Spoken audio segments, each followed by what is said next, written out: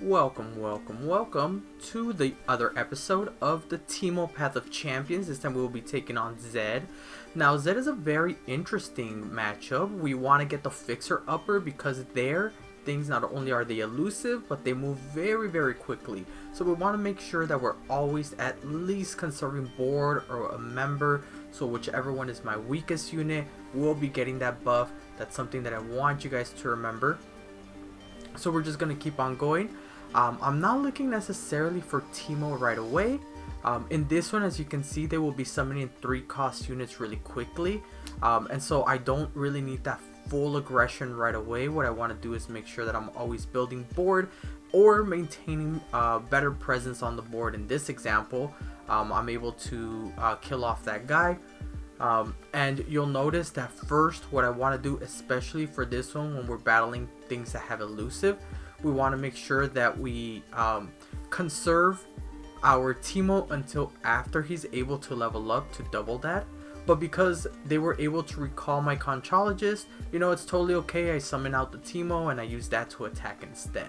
Now they're slowly going to build the board, so what I want to start doing is slowly building mushrooms. With the Fixer Upper, I'm able to survive hits while they get recalled, and again my Teemo gets back the health. You'll see that I use that 3 cost to throw in some few more mushrooms in there, and I'm thinking maybe I should attack because I don't want them to summon a unit to be able to block my my people. But I'm thinking the Puffcap Peddler might be able to give me more mushrooms, or I might be able to get a spell that will give me more mushrooms to then, you know, go into Teemo and double the amount of mushrooms. So I'm putting the Puffcap Peddler at the end because I don't think that they'll be able to, I mean, even if they do block it, you know, they're not really blocking much. With the Puffcap Peddler, they are able to summon that, I forget exactly what the name is, but it's called like Green Blade something. It just reduces the cost of their most expensive unit by 1 in hand. They are able to kind of get rid of my Peddler, but it already did its job, which is to put as many mushrooms in my enemy's deck and my foe's deck as possible. Because they start off with very little health, it's cool to just kind of let this go through, because I'm going to beat them with my elusive next turn. I put the Puff Cap just to make sure. One thing that I noticed in the future is you can't rely too much on Puff Caps, so I'm making sure that I'm able to beat them before before the actual Puff Caps kill them themselves. And so even though they were able to draw 1 and they got a 3 Puff Cap, you can never be so sure about those kind of things. And so I'm thinking to get the Shell Game just so I can be able to have something to protect myself, and because it works well being a spell. Because I am trying to think of, okay, I need some spells and I need some unit control, I got the Senna right there. I think that the Darkness plays really well with Teemo. Hopefully I'm able to get some sort of Go Hard, and that would be like the perfect team, but we'll see. We see this time that they will be going first and they decide to pass, and so I'm gonna summon Teemo because I believe next turn I will have the Puffcap Peddler. Yes, I will summon him, and now we can get a lot of Puffcaps in their deck. It doesn't matter if they try to block my Puffcap Pup. I get enough things to almost level up Teemo. I believe I'm missing 1 Puffcap, but that's okay. The Fixer Upper is able to bring my Puffcap Pup back to full, and I will be using that to block. I don't think I will be using the Teemo to block, but what I will be doing is being able to control their units once again. I just make sure that I block the right way. Teemo gets that power up, and now what I can even do is go for a you know, as soon as it's my turn, go for an attack, as long as I don't draw anything valuable. And oh, I do draw something pretty good, the Puffcap Pup, just because it's gonna get 3 extra Puff Caps on their field. Very good choice, because they're able to summon a 4 cost that really just uses defense fodder, and so I'm able to get as many Puff Caps as possible. I believe I get 46 now, not that much, but that means that we're gonna get an average of like 1 to 2 Puff Caps every draw. we got 5, which is, you know, extremely lucky. And so now I'm able to use that drain card not only to replenish my health, but to be able to control the field once again. They're going to be pulling in my Teemo, which is strange, but at this point I don't need as many puff caps as possible. All I have to do is blank attack right now, and especially after they drew 6, this is a GG. You will start noticing that we really want to take care of that field. We need that field presence as much as possible with Zed, and so that's what I will be building towards in this run.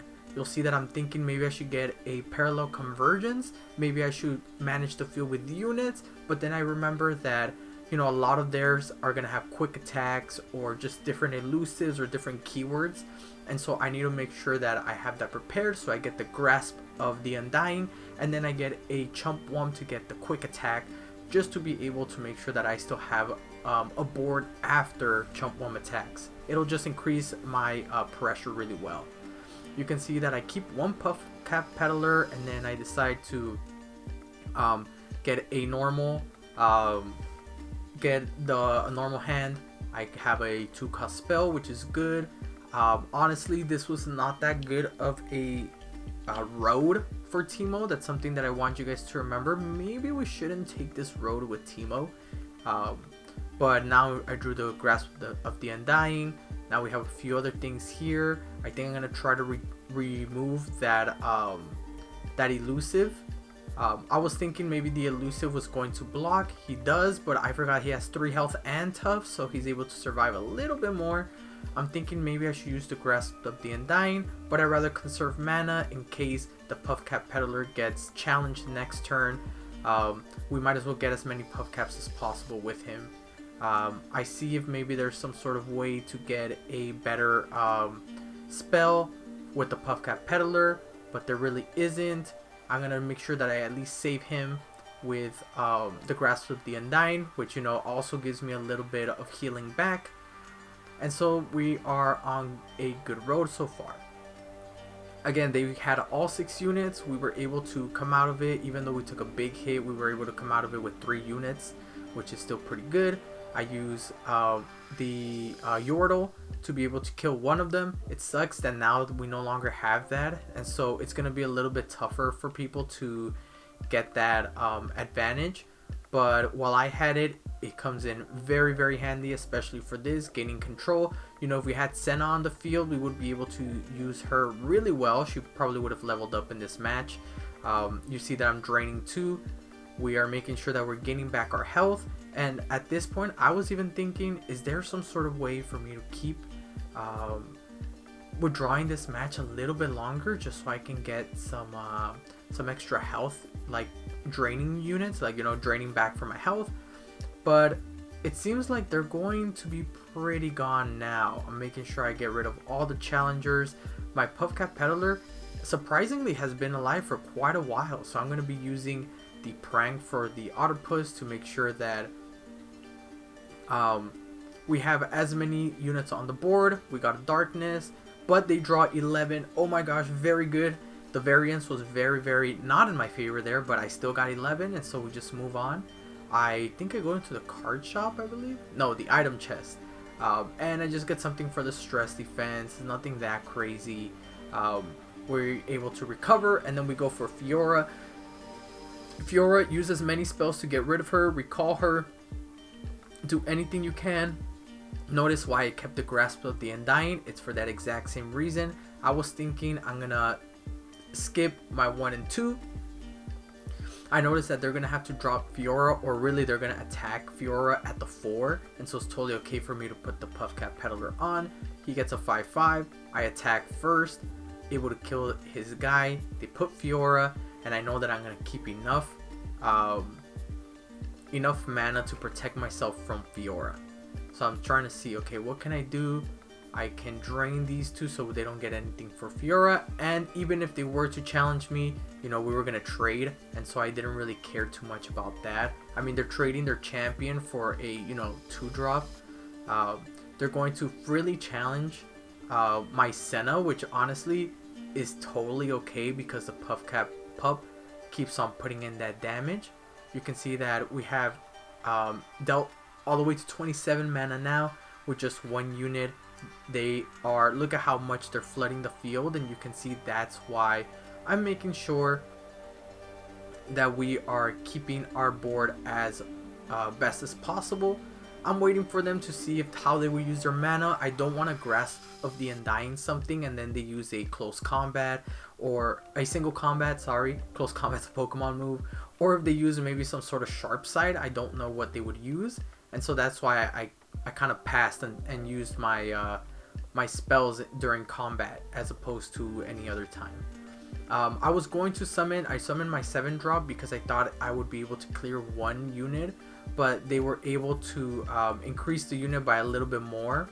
I knew that if I attack with a Puff Cap and they blocked it, then that means that I would be able to use my darkness to get rid of some units. And you can see here that they're trying to use the Cataclysm in order for my Puff Cap pup to go. I wanted to use the stress defense so I can be able to keep some, but I knew right here this was exactly why I didn't want to use it yet. I knew they would then challenge my Senna, and so I wanted to protect her and not necessarily the Puff Cap pup. The Puff Cap pup has already done his job, and so now I'm just trying to hopefully level up Senna. We'll see how the Sump Fumes, the Darkness, I got the Shell Game in order to increase to make my Senna an elusive for direct attack, and they should lower their mana down all the way until we have 8 mana. Now they only have 5. At this point, I just need to build a board because I know they will draw really a lot of mushrooms, I mean. And so I don't mind if the Senna loses. They all have tough, but that's okay. Just trying to keep the Senna alive to keep reproducing my my darkness. And with 2 spells, I was able to, I think, put like 12 mushrooms into their deck, so that way they can be able to draw 3, right? And then with the Shell Game, I'm able to then turn it Senna into an elusive. You'll see that I kill this. Although I damaged that, they're gonna Cataclysm it. Totally okay. Because now that she is going to be a 5/5 elusive, you know, it doesn't really matter what they do. I can just attack freely with her and end the game there. Right, Fiora is a pretty tough one. Keep in mind that when you're fighting Fiora, to try to use your spells to keep their board as small as possible. Those dragons, even when you have Teemo, those dragons are a pain. So please keep that in mind. I'm trying to look to see what we need. I'm thinking maybe we just need that recall. That recall spell is going to do a really good job. One, for this specific reason. You can recall Teemo on, let's say, mana 2, you're gonna attack. You attack with Teemo, he levels up, and you dealt like 7 damage with the Cloud Stance, and then he recalls for the next turn. So on mana 4, you're able to summon him again and then attack. Is basically a good way to recycle, but if you have something that can survive a hit, you know, you can attach that, kill the other person, and then it bounces back to your hand for a basically free heal. I decided to go into this one. Honestly, only go through the Mage Seeker's route if you have the advantage to what would I call it, to rush them down, because once they cast their 6-cost spell, oh my gosh, does it snowball really fast. So please keep that in mind. I'm gonna attack. They are going to block that. I was thinking, oh, I should have gone for the Shell Game before, just so I could attack the elusive, but I'm glad I did it, because now all we had to do was be able to block him with that elusive. Sure, that was, but I think that was the only way to really get them to attack or to block my Conchologist. So it was kind of like a little bit of a bait. So far, we're doing pretty okay, but you'll see now it's gonna start snowballing. I think the next turn is when you get to see the full power of what this does. The Grasp of the Undying brings me a tough Poro.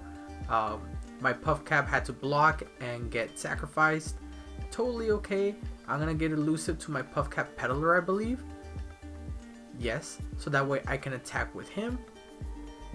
I wanted to do it with the tough Poro, but I thought, well, maybe I might want to attack with the tough Poro. I decided not to, but you know, that's okay. Now you get to see what happens. Look at this. Alright, he's got a 24. Luckily, it doesn't have Overwhelm, right? Because check this out. Oh my gosh, a 96? That means I constantly need something to block it, right? There's no way I can kill it. I just need something to block it. And then I'm going to use the darkness to be able to get rid of that Mage Seeker. I thought they have... I'm trying not to put any of my good units out because I know that they have a capture in their hand. Look at this. A 400 attack, right?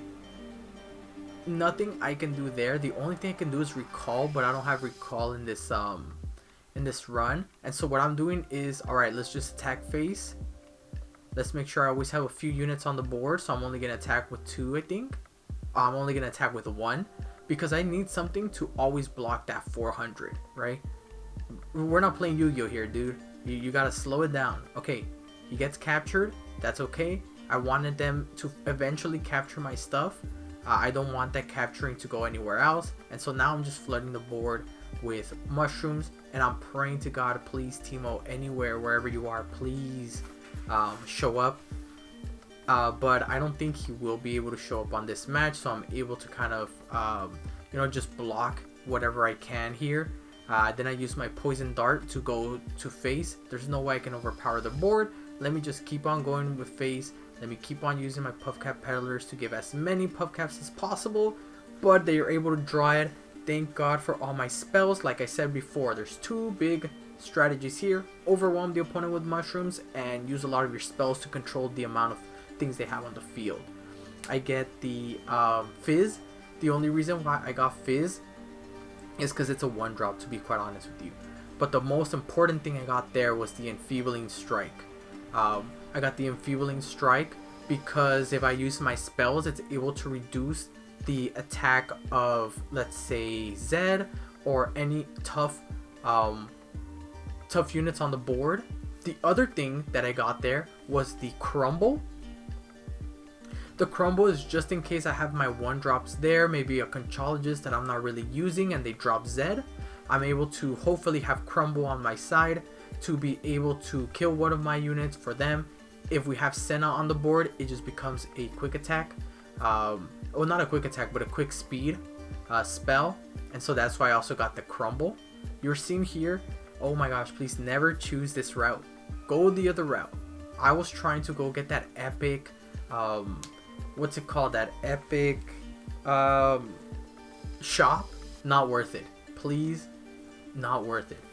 I have my one, this one I have to use a lot of my spells. You can see that I have a natural ability, or like a ability for my Nexus, which is that when I use a spell, I deal 1 to them. That's how I'm able to slowly burn their field here. If I cast a spell, I deal 1 to the mana, and that's kind of how I'm able to stay alive here. Everything else here is okay. You see that my Crumble is gone, but I have this thing that drains 2. This is exactly what I wanted, because check out my life. Now I'm at 15. I get some puff caps. I lower the amount of things on the field, and I think I have to use the Peddler to block. I use this Rummage because I want to be able to find my good things like a Senna, perfect, to be able to then you know, sustain the amount of things on the board. If I think I could have blocked a little differently there, but I think I would have been left with maybe like an extra Spiderling on my field, which I should have done. But you know, that's just my bad for not knowing how to block correctly. My Yordle has Challenger, just something I got, not really the, you know, best thing, but check this out. Enfeebling Strike brings him back to a 4-1. You don't think that's a big deal, but especially for things like the Swole Squirrel, it's definitely worth having the Enfeebling Strike. I'm thinking just what to use. I think let me just get as much life as possible. They're not gonna attack because my Yordle is a little bit stronger than their Soul Squirrel, and so now I get Fizz. Another reason why I get Fizz is it's able to generate spells for me, which will burn the mana. So, you know, that's something that's pretty good. I use the Poison Dart, I believe, on the stronger squirrel, just so I can be able to bring it down to 4. If I bring them both down to 4, then they won't be able to beat my Yordle captains. And check this out. I believe this is the first time I used the spell to give me enough. It had an ability to let me draw, which gives me the Teemo. I say, oh, before I even attack, let me summon Teemo. Teemo doubles the puff caps now to 50. I use the Poison Dart to be able to weaken one of the Swole Squirrels. And now they draw 5 perfectly and done. Please don't play this route. It was my mistake to do it. I was lucky that I have a lot of control spells, but you might not be able to. I buffed the Grasp of the Undying because I think it's really, really good. I'm thinking whether I should cut a card. I decide not to. I should have used my reroll token there, so that way, just in case, maybe there is a card I want to cut off, but I decided not to. Honestly, you can feel free to cut your like more mana heavy stuff. You can see I got that double crumble. I really only wanted 1, but that's definitely okay. You will see this is probably one of the toughest matches. It's a very exciting match, so I'm gonna go by carefully. I have the Fizz. They were able to use the Blade Dance to attack my Nexus, and so I decided, okay, I need to start building as much as possible. There's a Fading Memory, but there's a Go Hard. I think I'm like, oh my gosh, how good is Go Hard in my deck? I will hardly ever draw it, but it's going to give me spells that every time I use it, it deals 1, right? 1 to the Nexus. And the other thing is it helps me drain a little bit of life, right? You can see that they're trying to build board as fast as possible as well, and I'm right there with them. I'm going to use the Go Hard on that elusive. It makes my Fizz into an elusive to block that 1/1, but the better thing is that it gives me back a little bit of health, and it's able to create more Go Hards in the deck. They drop another elusive, which sucks so much, but what can you do here? I'm just blocking this. They're going to deal 4 to my Nexus, which brings me back down to 17, like what I just started with. And I'm thinking, let me drop the Puffcat Peddler. They're going to drop down the Zed. I can even use the Sump Fumes to lower their attack. I could even attack their elusive, right? I could have done so many things here, but the Fizz attacking with elusive means that they have to block him. And if they want to block with the Zed like they do here, then I just took down their Zed, right? Now they only have 3 cards on the field. I still have Crumbles in case I need the Crumbles. I do have that Stress Defense in case Zed wants to come out.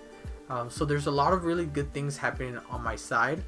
I'm not going to take that Nexus damage. I don't know what's going to happen here. And so I decide to block with this. They decide to use the Resonating Strike. I believe I turn the Blade Dancer into a 1/6. I don't know if I turn Fizz into a 1/6. But exactly.